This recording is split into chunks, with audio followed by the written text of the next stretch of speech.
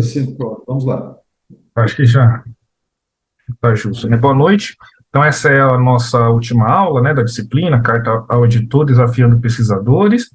A partir da semana que vem, aí tem a apresentação dos trabalhos de vocês, né? Os grupos já estão formados desde da primeira aula, do nosso primeiro encontro, e eu imagino que vocês já estejam, né? Isso é o que a gente espera, pelo menos que vocês já estejam aí se comunicando, trabalhando, né, entre os grupos para nos apresentar um trabalho, e a gente está bastante confiante, e assim como nas outras turmas, serão apresentados trabalhos de excelente qualidade, ok? Então, qual que é a ideia aqui hoje? É a gente comentar, na verdade, como que surgiram algumas ideias de cartas ao editor que eu publiquei aqui, junto com o meu grupo de pesquisa, junto com os colaboradores de outras universidades, né? Então, mostrar aqui a trajetória, né? Como que surgiu aí essas ideias, né? Na verdade, muitas das coisas aqui já foram até mencionadas pelo professor Leonardo, né? Requer leitura, requer estar atento aí à literatura científica, a gente precisa estar minimamente atualizado, né, no que está acontecendo no mundo, porque muitas das cartas que a gente publicou, na verdade, não é somente de ideias que vieram aí de artigos publicados nas bases de dados, em revistas científicas importantes, mas tem alguma coisa aí de problemas sociais, né? E eu vou mostrar isso para vocês. Então, acho que essa é a ideia, né? Naquela aula que eu ministrei sobre PubMed e a Web of Science, eu acho que ficou claro como que a gente pode utilizar essas bases de dados para trabalhar para a gente, né? Então, é possível configurar o site de modo que ele consiga nos enviar na frequência que a gente desejar, mensalmente, semanalmente, a cada 15 dias, etc., os artigos aí dentro do escopo da nossa linha de pesquisa, da nossa linha de trabalho, tá certo? Então, naquela, naquela aula, que foi uma aula bem proveitosa, né, eu acho que a gente conseguiu aproveitar bastante conteúdo, vocês tiveram bastante dúvidas, inclusive.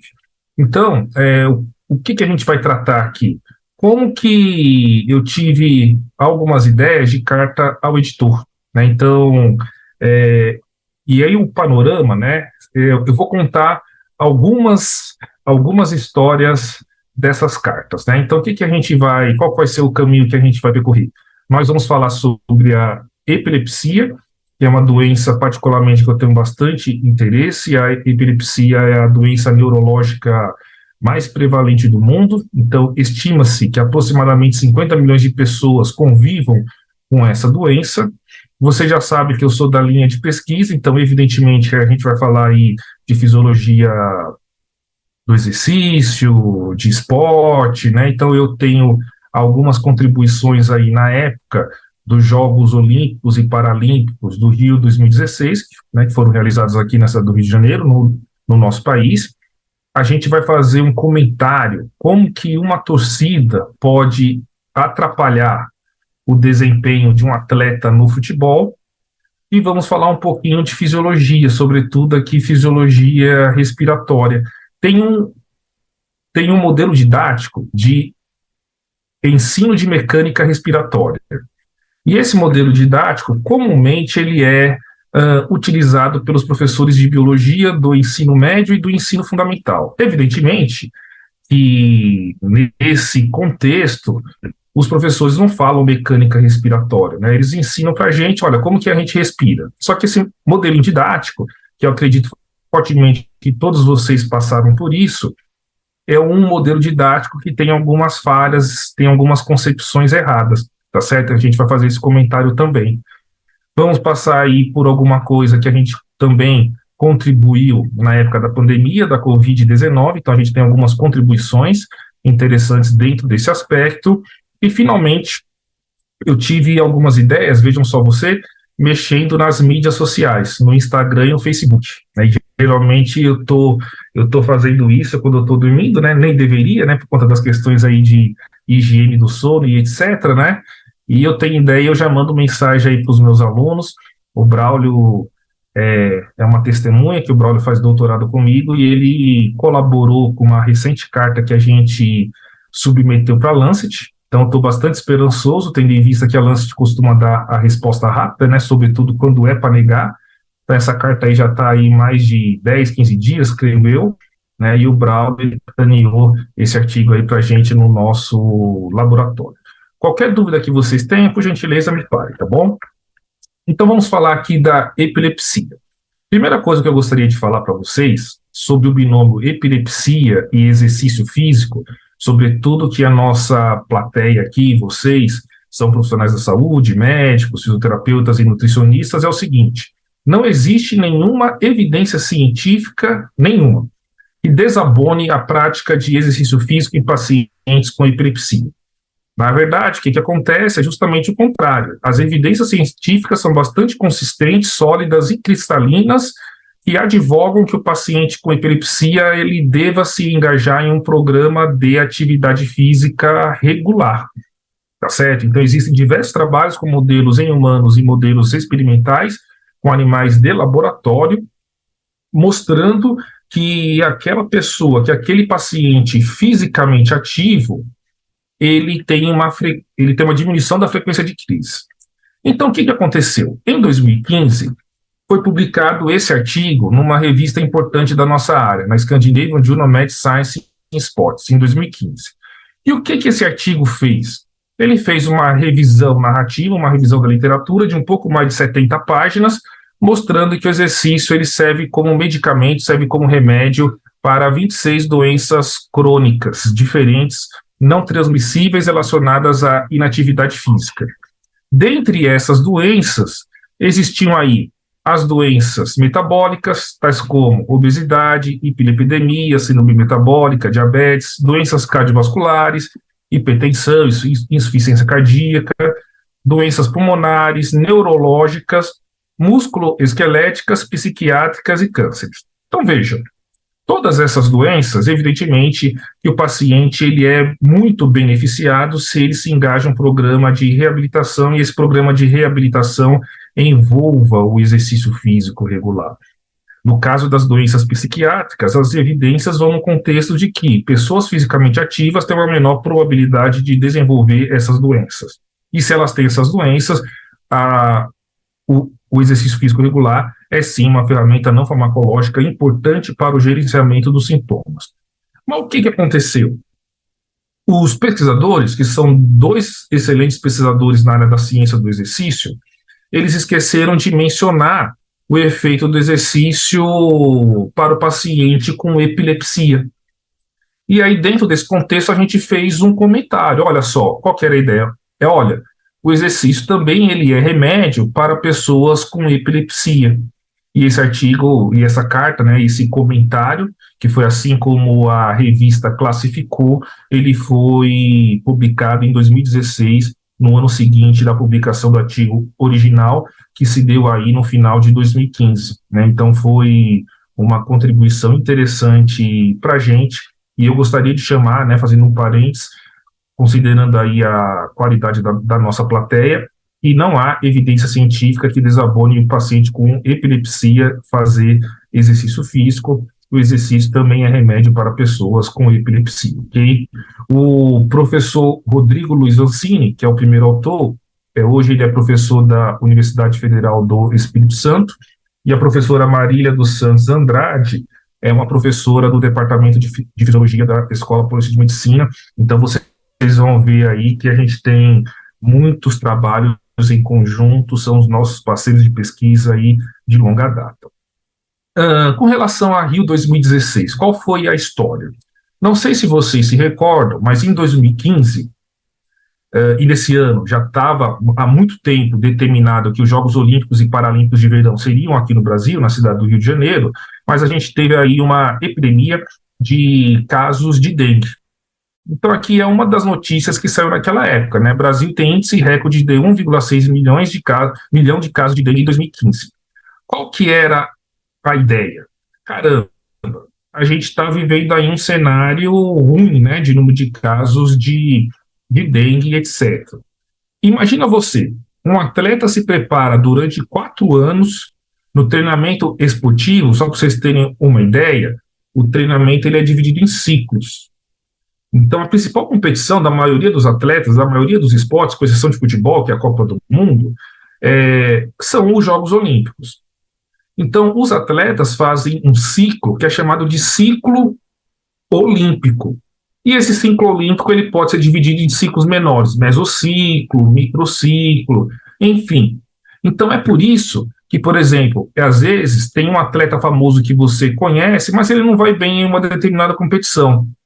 Mas ele está programado para não ir bem naquela competição. Por quê? Porque ele tem que atingir o seu auge na principal competição esportiva dele, que é os Jogos Olímpicos. Né? No ano que vem a gente vai ter os Jogos Olímpicos de Paris 2024. Dentro desse contexto, novamente, imagina você que um atleta viesse para o Brasil e ele fosse infectado pela dengue. Que parece ser uma doença aguda, a pessoa vai ter sintomas fortes aí durante 7, 10 dias. Então, evidentemente, que isso prejudicaria o desempenho físico dele na competição. Então, foi esse arrazoado que a gente fez nessa carta ao editor, que foi publicado também numa revista importante da minha área de medicina do esporte. Né? Então, o título, né, fazendo uma tradução livre, é o seguinte: dengue e Jogos Olímpicos e Paralímpicos no Rio 2016. O que os atletas, técnicos e visitantes precisam saber. Então, só para vocês terem uma ideia, qual que eram as recomendações que aí a gente dava? Usar repelente, nada de novo, nada que vocês não conheçam ou mesmo que passe na TV, na mídia televisiva leiga. Usar repelente, usar tela na janela, usar mangas compridas e calças, se assim for necessário, tá certo? Então, tudo isso a gente colocou nesse documento, e na época esse documento teve uma repercussão bastante interessante. No mesmo ano, né, teve aí uma epidemia brasileira de Zika, tá certo? Então, isso aqui é um print do site da Fiocruz, que é um dos nossos institutos de pesquisa, e nesse site eu fiz o destaque dessa frase aí: a epidemia brasileira de Zika de 2015-2016 foi um episódio curto, porém intenso e assustador. E dentro desse contexto a gente também fez um comentário chamando a atenção da comunidade científica, da comunidade esportiva sobre o risco de infecção da Zika durante os Jogos Olímpicos e Paralímpicos do Rio de Janeiro. Então, percebe? A gente pegou uma notícia atual, que estava na onda, né, na crista da onda, né? Evidentemente que eu juntei com as informações da minha área, que é Fisiologia do Exercício, Ciência do Exercício, e a gente conseguiu aí 2 interessantes publicações, ok? Então, quando o professor Leonardo ministrou aquelas 2 aulas, né, ele falou alguma coisa dentro desse contexto, mas essa é a ideia, né? A gente está aí relativamente antenado dentro da literatura e de preferência, se puder juntar com algo atual, que está no noticiário, etc., isso é uma coisa interessante. A segunda história que eu gostaria de falar para vocês é essa aqui. Uma criança, no caso eu, e uma aula de ciências. Qual foi a história? Então, veja só. Tradicionalmente, os professores de biologia, para ensinar mecânica respiratória, eles utilizam esse modelo didático. Eu tive isso no meu ensino médio, no meu ensino fundamental. Estava na 6ª ou 7ª série, alguma coisa assim. Então, o que é? É um copo rígido de plástico, mimetizando aqui a caixa torácica. Nós temos um canudo, mimetizando uma via aérea, uma bexiga mimetizando um pulmão. E o copo está virado de cabeça para baixo, e na base do copo agora tem uma membrana elástica, que na minha época foi uma bexiga. Então, o que acontecia?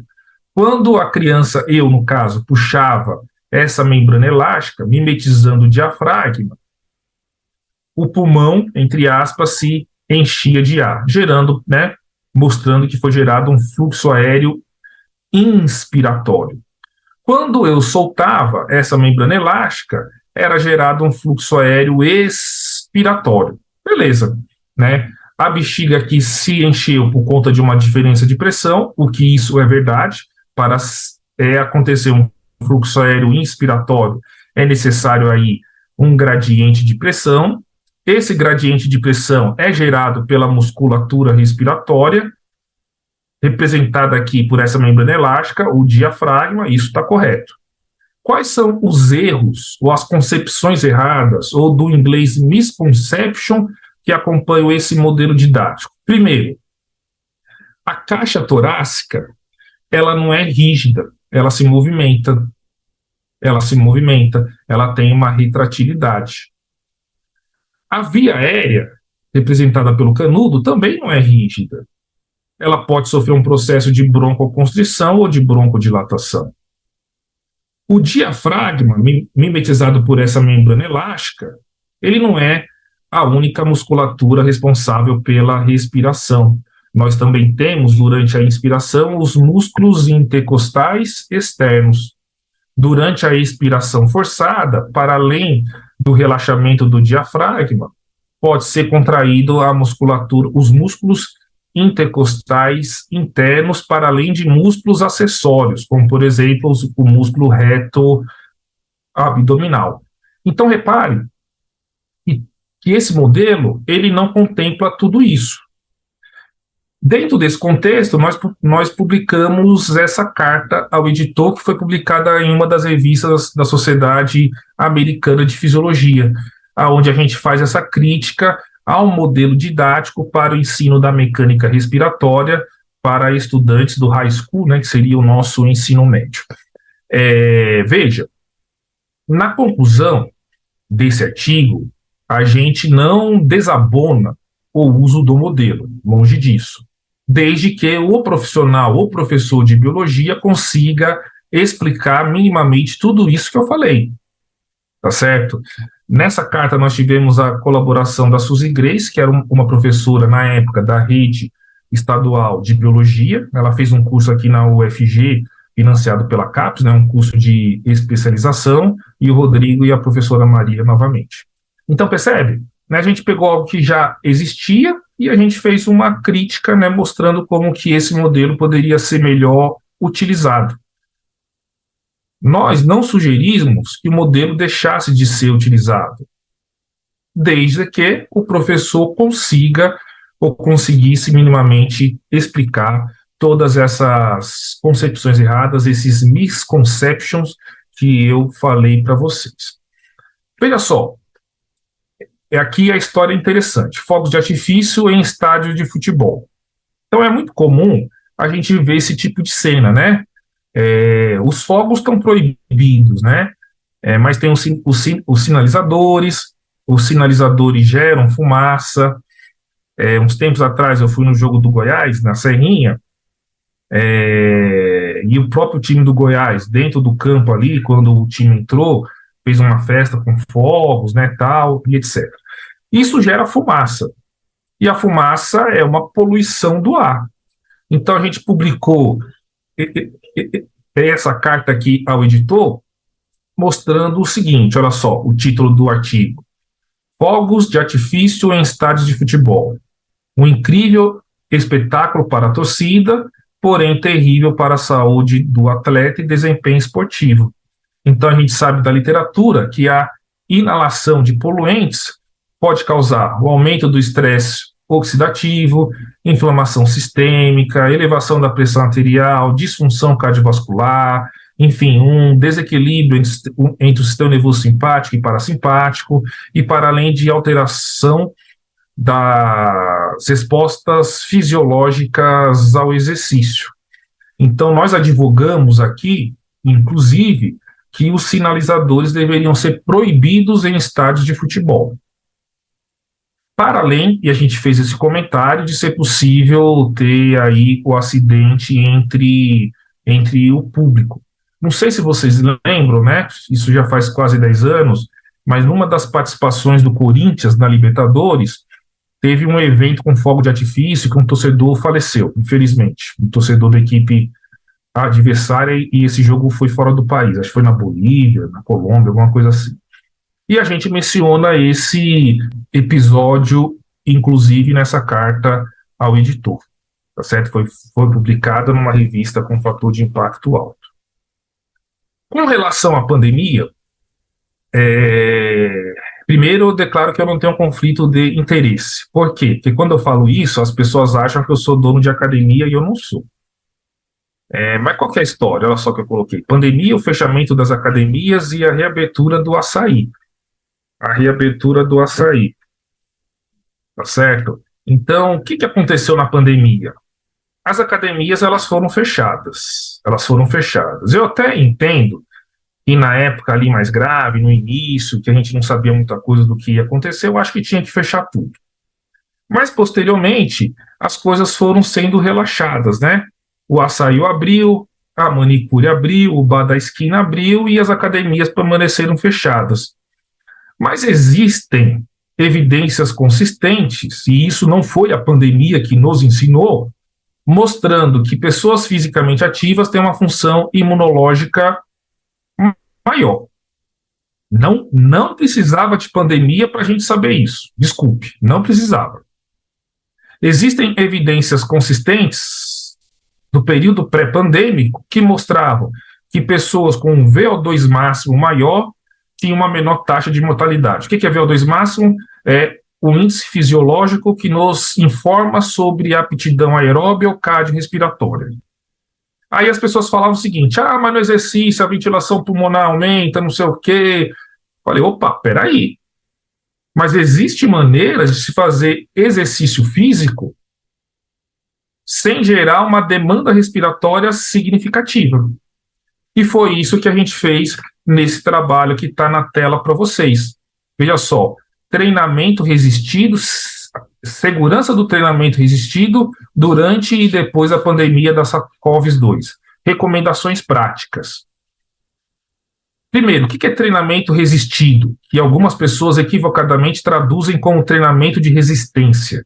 Resistance training, a tradução correta é treinamento resistido. Isso é sinônimo de treinamento com pesos, tá certo? Musculação. Então, o que a gente propunha? Existem maneiras de se diminuir a demanda respiratória em um treinamento de musculação. Como isso pode ser feito? Primeiro,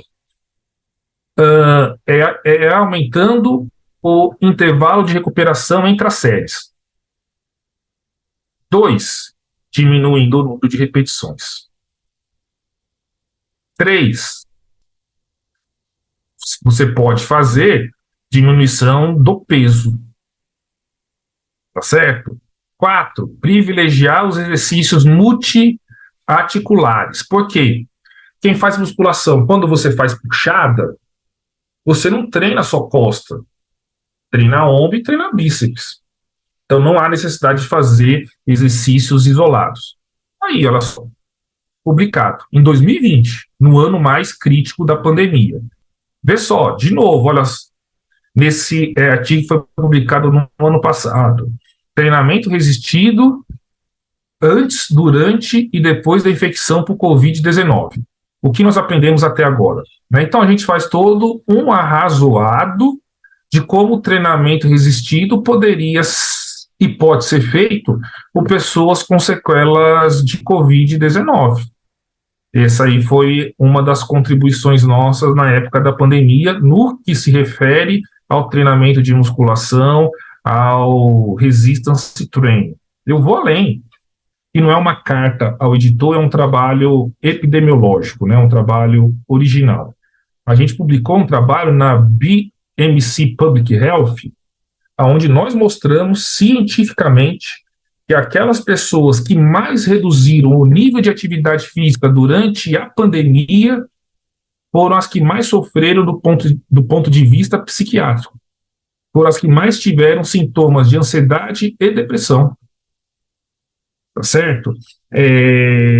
Então, veja, a literatura, e não é de hoje, já mostra, por meio de evidências consistentes, trabalhos publicados, inclusive, em artigos com elevado fator de impacto, que a pandemia, que o treinamento, o exercício físico, ele faz bem para a saúde, ele previne doença, ele pode ser utilizado como tratamento para diferentes doenças. Então, na nossa opinião, do nosso grupo de pesquisa, o que se procedeu com o fechamento das academias, do ponto de vista científico, não se sustentava. Eles abriram. Se máscara serve para bar, por que não serve para academia? Se higienização de superfície servia para o açaí, por que não servia para academia? tá certo? Então, existiam meios também de diminuir a disseminação. Durante a pandemia, só para contextualizar aqui, a gente tem muito interesse no Laboratório de Fisiologia Humana e Fisiologia do Exercício de investigar os efeitos do Exergames. O que são os Exergames? São aqueles jogos eletrônicos aonde a pessoa precisa se mexer para jogar. E os dois principais exemplos é o Nintendo Wii e o Xbox 360 com Kinect da Microsoft. Então tem um sensor aqui em cima do computador, aqui tem um jogo e, e a participante ela tem que imitar o que o avatar ou o bonequinho está fazendo aqui na tela. E a gente mostrou, por diversos trabalhos que a gente publicou, que esse tipo de atividade é uma atividade que a gente chama de intensidade moderada. Os exercícios de intensidade moderada são aqueles preconizados pela Organização Mundial da Saúde para manutenção e aumento do condicionamento físico de uma maneira geral. Então, quando vocês veem na TV o seguinte, tal recomendação, olha, 150 minutos semanais de exercício físico, de intensidade moderada, na maioria dos dias da semana, tá certo? Os Exergames, eles evocam uma intensidade moderada. Então, se a pessoa fizer 150 minutos semanalmente, na maioria dos dias da semana, ela vai se beneficiar das adaptações positivas geradas por um programa de treinamento. Então, é isso. Qual que é a vantagem dos Exergames? Que a literatura vem mostrando, e a gente também, que os Exergames são considerados mais divertidos que os tipos de exercício tradicionais, como caminhar e correr. Então, quer dizer, qual que é a vantagem disso, de ser considerado mais divertido? E esse tipo de modalidade, ele tem o maior potencial de atração de pessoas e de retenção, o que é importante. E uma coisa, veja só, é a pessoa fazer a matrícula na academia. E a outra coisa é a retenção dela. Será que ela, depois que pagou, ela vai ser frequente? E aí a literatura e o que a gente vê aí mostra que não. Que as pessoas elas têm uma taxa de abandono muito elevada, ok? Então os Exergames teriam aí essas vantagens. Logo no começo da pandemia, naquela história do fica em casa, lembra? Né? Reduza o contato social, aquela coisa toda, e a gente já sabia dos benefícios da atividade física regular. Eu, com um aluno de doutorado da época, que hoje é professor da Universidade Federal do Ceará, na cidade de Fortaleza, o professor Ricardo Borges Viana, topou essa nossa ideia. A gente escreveu um artigo de comentário falando o seguinte, olha, os Exergames como estratégia de coping, de enfrentamento para transtornos de ansiedade durante o período de quarentena da Covid-19. Então, qual foi a ideia? Caramba, as pessoas estão em casa, mas nós não devemos estimular o sedentarismo. Então, os Exergames podem ser uma estratégia interessante. Para além disso, naquela época já se falava aí que a pandemia, que a Covid-19, não era somente uma doença respiratória, ia ter consequências mentais psiquiátricas, né? Então a gente juntou as duas coisas e a gente fez aí esse artigo, comentário, essa carta ao editor, e em menos de um ano, só para vocês terem uma ideia, esse artigo teve mais de 100 citações. Nós ganhamos prêmio com esse artigo da editora da revista. Nós fomos homenageados pelo Conselho Universitário da UFG, né, com esse manuscrito, né, que foi um manuscrito bastante legal. Em 2020 também, nessa revista, né, nessa Journal Behavioral Addiction, foi publicado esse comentário, né, a problemática dos jogos online e a pandemia da Covid-19. Então, qual que era a ideia dos autores aí? Caramba, os jogos online, eles podem prejudicar, eles podem aumentar o sedentarismo, eles podem gerar transtornos mentais, psiquiátricos, alteração de comportamento, etc., o que é verdade. Tudo isso que os autores falaram é verdade. Só que existem os Exergames. e não é um jogo sedentário. Então a gente chamou a atenção dos autores pelo seguinte, olha só, opa, tem o papel dos X-Games nessa história aí, certo? São jogos que evocam aí uma intensidade de exercício classificada como moderada, tem trabalhos na literatura que mostraram que os X-Games podem ser úteis para a diminuição de sintomas de ansiedade e depressão, melhora do sono e etc.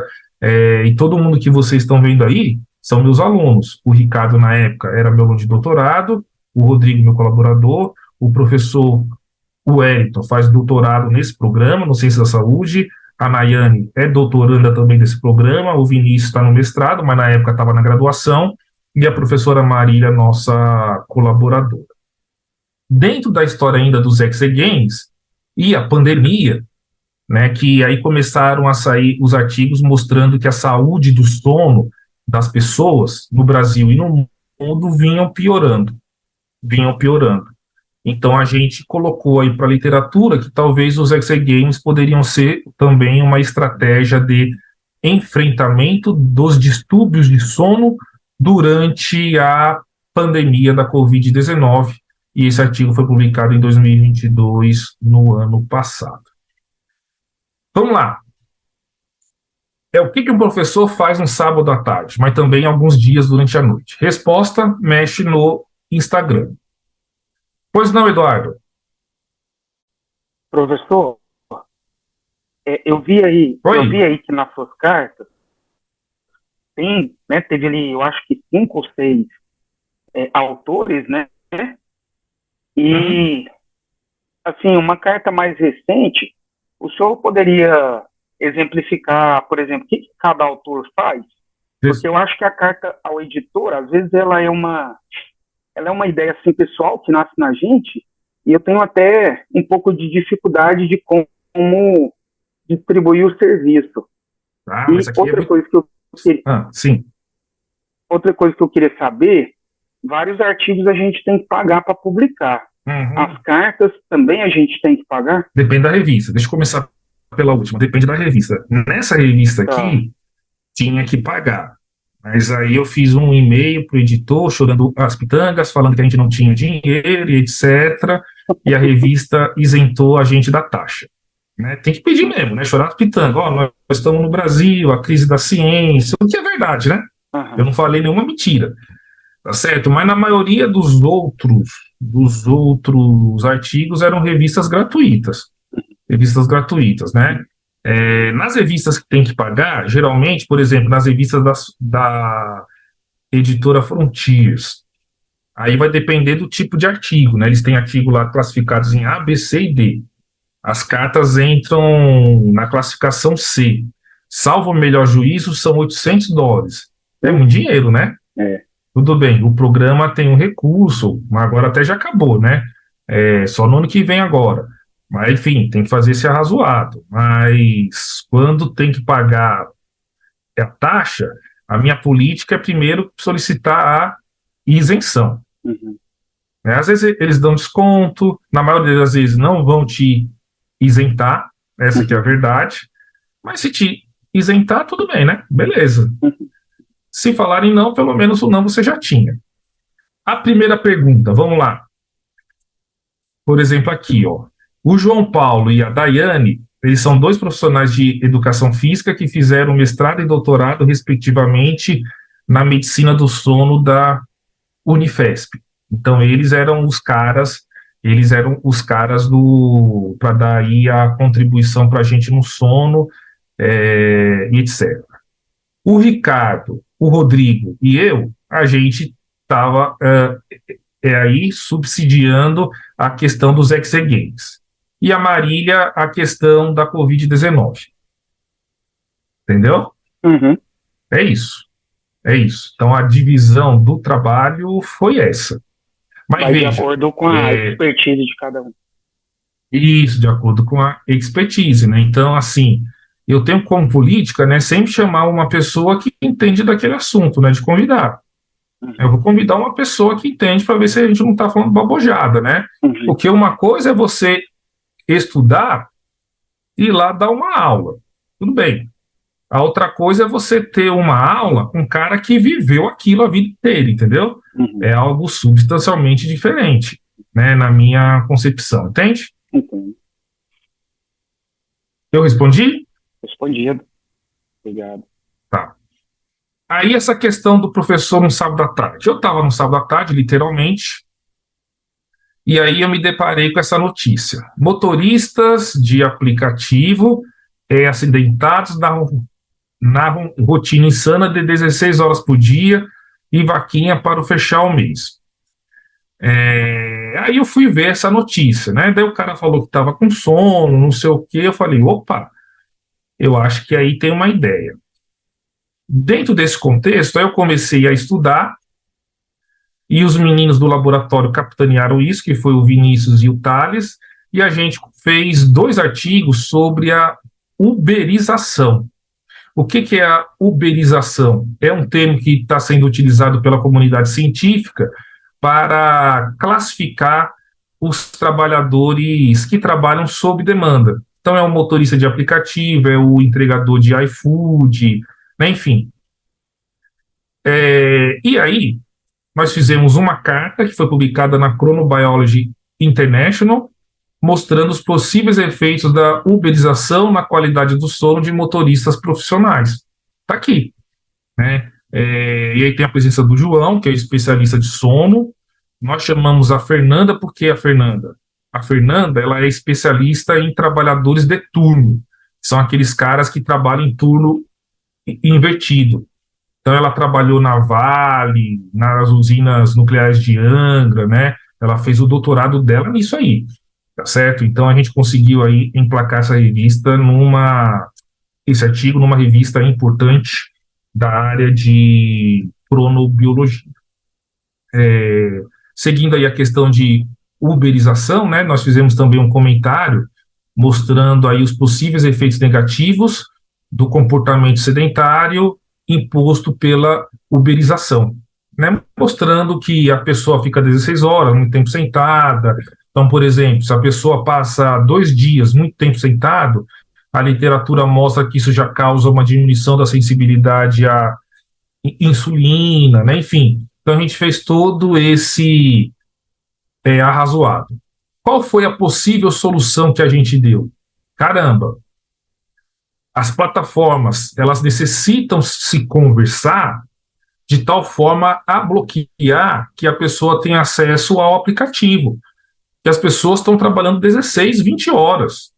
Nós entendemos que a pessoa precisa de dinheiro, tá certo? Mas a pessoa ela não pode ter um aumento da probabilidade de gerar um acidente por conta de um excesso de jornada de trabalho, tá certo? Então a gente fez esse arrazoado lá no final dos artigos. Finalmente, eu gostaria de falar para vocês de mais 2 cartas. Tem uma aqui que é relativamente polêmica, que é o seguinte: Brasil, potência paralímpica, temos que nos orgulhar.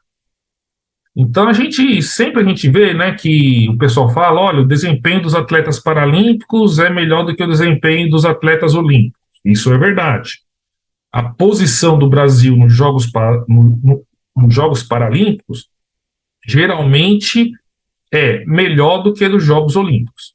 E aí vem que a história, nós somos potência paralímpica e não somos potência olímpica.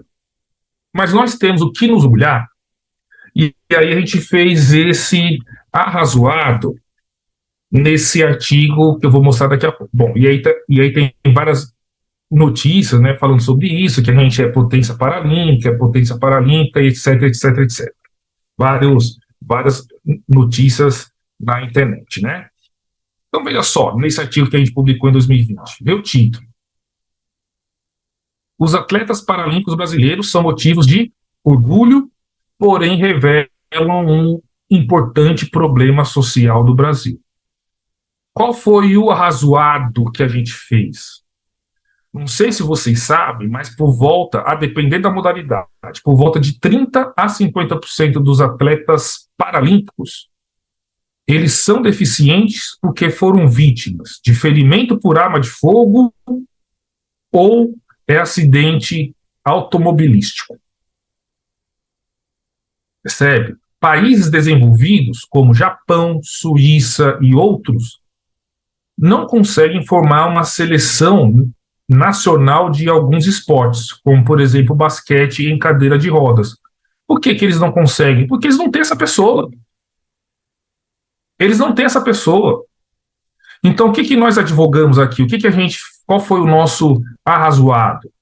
Certamente, se um atleta paralímpico brasileiro tivesse nascido em um país desenvolvido, ele não seria paralímpico, porque ele não seria vítima por arma de fogo. Quando nós fomos investigar e estudar, que eu precisei estudar para escrever esse artigo, alguns artigos científicos publicados em revistas sobre violência, veja, o Brasil do século XXI, 2023, 2020 na época, né? Ele tinha uma taxa de homicídio similar à taxa de homicídio da Europa do século XIV. Você percebe? Né? Então, quer dizer, será que é motivo de orgulho o Brasil ser potência paralímpica? Né? Então, a gente fez todo o arrazoado, revelando esse importante problema social. Pessoal, até o começo dos anos 1990, nós tínhamos poliomielite paralítica, gente. 1990 foi ontem para a história de um país. Percebe? E nós temos, evidentemente, alguns atletas paralímpicos que são pessoas com sequela de poliomielite. Essas pessoas procuram no esporte um processo de reabilitação, e tem que procurar mesmo, né? E lá no final a gente fala, olha, nós não estamos denegrindo o movimento paralímpico brasileiro, mas só que a gente tem que ter consciência do que está acontecendo. Finalmente, essa história da campanha de vacinação, né, essa polarização que teve aí com a vacina da Covid-19, etc., né, então aqui tem algumas imagens, né, e até fora do país, né, então aqui um senador, que hoje é senador, né, na época não era, mas hoje é senador novamente, sugerindo que a população não se vacinasse contra a Covid-19. Mas o que aconteceu? Isso repercutiu em outras doenças. Por exemplo, o Brasil não atingiu a meta de vacinação para poliomielite, para sarampo. Vocês estão acompanhando aí os noticiários, né? Então a gente teve essa ideia. Será que a polio está voltando? O custo da hesitação vacinal e a disparidade na cobertura vacinal. Primeiro de tudo, por que um professor da educação física, com especialização em fisiologia do exercício, foi falar sobre polio? No meu doutoramento, eu investiguei as respostas fisiológicas ao exercício em pessoas com sequela de polio. O que acontece? A pessoa com sequela de polio, alguns pacientes, depois de anos de estabilidade clínica e funcional, podem desenvolver novos sinais e sintomas que, em conjunto, foram definidos como síndrome pós-poliomielite. Quais são os sinais e sintomas da síndrome pós-poliomielite? Uma nova fraqueza. E por que nova fraqueza? Porque teve a fraqueza lá da fase aguda da doença, fadiga muscular, intolerância ao frio, ganho recente de peso, disfagia e outros sintomas que, em conjunto, foram denominados como síndrome pós-polio. Né? Então, a gente teve que estudar aí essa questão da poliomielite, da síndrome pós-polio, lá na época do meu doutoramento, e a gente tem interesse nessa doença até hoje, tá certo? E aí surgiu essa história, né? Caramba, as pessoas não estão se vacinando. Os pais não estão levando as suas crianças, os seus filhos e filhas para se vacinarem. E, além disso, existe uma diferença da cobertura vacinal. Então, por exemplo, em 2021, foram encontrados vírus, o poliovírus, no esgoto de Londres. Pessoas que moram em Nova York foram diagnosticadas com poliomielite. Qual que é o problema da disparidade na cobertura vacinal? Tudo bem, um país X, ele está com a sua cobertura vacinal ok. Mas como hoje tem esse fluxo migratório muito grande, uma pessoa doente pode ir para um outro país, entende? Então, quer dizer, tudo isso a gente discutiu nessa carta e ela foi recém-publicada, final de outubro de 2023. É um documento aí com um pouco mais de 15 dias, tá certo? Então, aqui são algumas ideias, né, que a gente teve, que a gente vem tendo, né, tem algumas coisas aí que estão engatilhadas, que a gente está escrevendo, né, tem essa história da carta da Lancet, né, que a gente teve a participação do Braulio, que aí a gente fala também sobre violência e etc, e algumas outras coisas, né, enfim, então é isso que a gente fez aí de algumas situações, algumas coisas que a gente fez aí nos anos recentes, ok? Aqui tem os meus contatos, né, meus contatos nas redes sociais, no YouTube. Convido vocês mais uma vez a me seguirem e acompanhar o meu trabalho por lá também. Fico disponível aí para maiores esclarecimentos e dúvidas.